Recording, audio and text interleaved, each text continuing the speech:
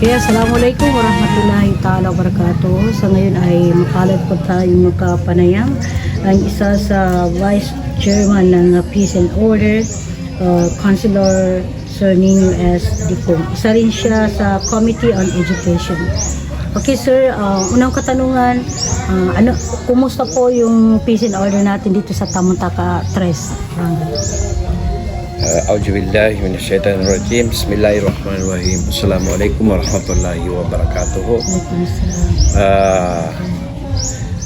Yung yung tanong mo ma'am doon sa Committee on sa Peace and Order. So sa barangay namin ma'am, nasa na kami ma'am, normal yung sitwasyon namin dito. Wala namang naging problema, walang gulo. Nasa tayo ngayon, nasa normal na sitwasyon tayo dito sa ating barangay. Okay, so bilang Committee on Education, ano po yung ating mga programa sir? So dito sa aking Committee on Education, yung namin dito sa aming lahat na aming yung hawak ko na committee, nasa aktibo ako sa namin sa barangay kasi lahat ng may mga program kami dito sa school, aktibo kami, and then lahat ng mga yung magandang itulong namin sa ating mga paaralan ay ginagawa natin.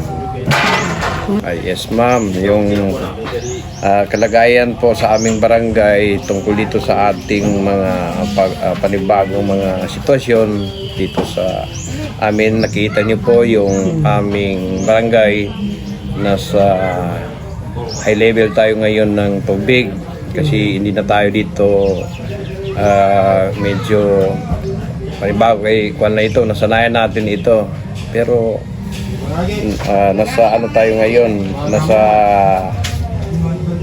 tayo sa barangay, ingat din tayo kaya hindi natin alam kung ano yung naging sitwasyon kasi ang panahon ngayon is pabago-bago.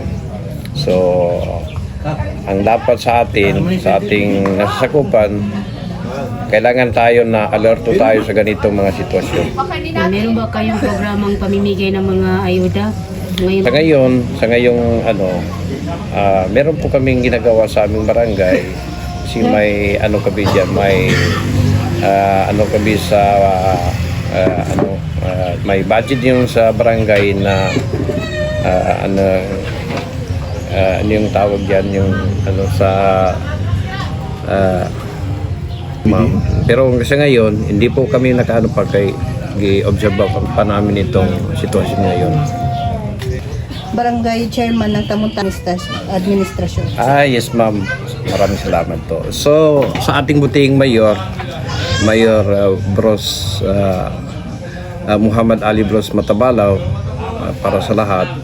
So isang malaking masayang pagdalaw namin doon kahapon. Nakita namin lahat ng kanyang ginawa na maganda yung kanyang improvement sa Cotabato City. Nakita natin yung pagbabago ng Cotabato City at nakita natin yung malaki talaga yung pagbabago ng Cotabato City mula na siyang naging mayor ng Cotabato City. So posible mang magkakaroon din kayo ng State of the Barangay address dito, Vice Chair? So yan po ang namin. Meron po kaming yan na gagawin sa barangay, pero hindi pa namin tiyak kung kailan po sa pero meron kami mga plano dyan. Okay, maraming salamat sir. Sir, bilang ikaw po ay isang magandang ni Mayor yung kahapon sa atin. So sana sa ngayon sa susunod na taon na ang ating barangay para makita nila kung ano yung tulong ni Mayor sa ating barangay at sa ating paaralan dito sa ating aming barangay.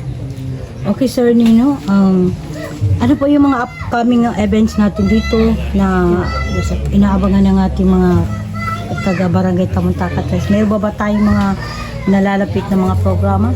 Yes ma'am. So ito yung ano namin, barangay assembly namin. Ito po yung naging meeting namin ngayon kung kailan namin ito i-schedule ngayong November o sunod na buwan. Meron po kaming mga plano na mag-barangay assembly po kami ma'am. Okay, mensahe mo po sa ano? Mensahe niyo po Constituent. sa ating mga constituent, Ang kabarangay. mensahe ko po sa ating mga constituent na dito po sa Tamuntakan 3, tayo ay magkaisa, tulungan natin ang ating barangay chairman, barangay chairman Jailon Ekasan, kung ano yung aming pagkukulang bilang isang public mga barangay official. Ay kami po ay humingi ng tulong sa ating mga kabarangay na tayo po ay magtulungan para makamtan natin po ang tunay na kapayapaan at kaginhawa ang pamumuhay sa ating barangay. Okay, baka meron po kayong pasasalamatan sir? Ang unang-una, kami po ay nagpapasalamat sa inyo sa media na narito po sa aming barangay upang alamin kung ano na ang sitwasyon ng aming barangay. At maraming salamat sa pagpunta nyo dito sa amin. At sana tuloy-tuloy na ang ating serbisyo paano magtagumpay ang ating barangay. Okay, maraming salamat sir. Wassalamualaikum. Waalaikumsalam.